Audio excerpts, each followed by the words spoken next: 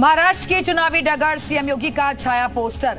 हरियाणा में सीएम योगी बीजेपी के लिए ट्रम्प कार्ड साबित हुए और जिन सीटों पर प्रचार किया वहां बीजेपी के पक्ष में लहर चली। हिंदुत्व पर दिए उनके बयान चुनाव के दौरान काफी चर्चाओं में रहे और अब उन बयानों के पोस्टर महाराष्ट्र में लग रहे हैं। क्या हरियाणा का जादू महाराष्ट्र पहुंच चुका है? योगी के प्रचार से माहौल बनेगा, इस रिपोर्ट में देखिए।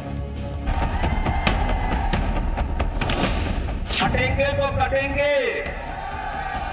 एक रहेंगे तो नेक रहेंगे।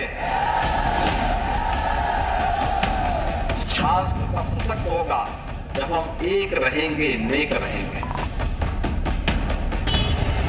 याद रखना, पटे तो कटे, ये कभी नहीं होने देना है।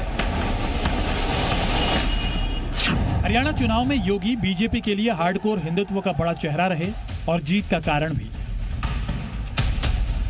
हरियाणा में हिंदुओं को जाति में बंटने से रोकने के लिए योगी के बयान बटेंगे तो कटेंगे की चर्चा देश भर में हुई।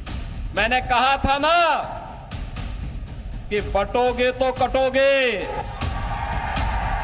और अब महाराष्ट्र चुनाव में इसका असर नजर आ रहा है।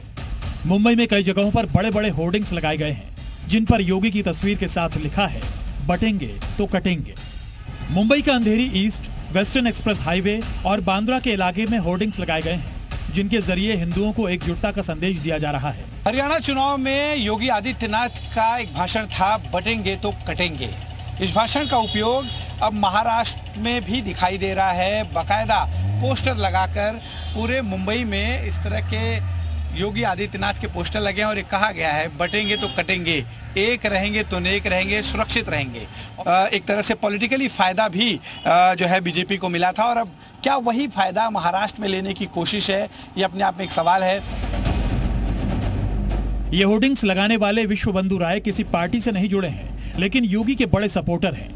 इनका आरोप है कि लोकसभा चुनाव के दौरान 14 सीटों पर वोट जिहाद हुआ था, जिसमें विशेष समुदाय ने हिंदू प्रत्याशियों को हराने के लिए सामूहिक वोटिंग की। इसलिए उन्होंने हिंदुओं को जगाने और योगी का संदेश पहुंचाने के लिए ये होर्डिंग्स लगाए हैं। संदेश सही है, उसका उदाहरण आप हरियाणा में देख चुके हैं कि बटेंगे तो कटेंगे।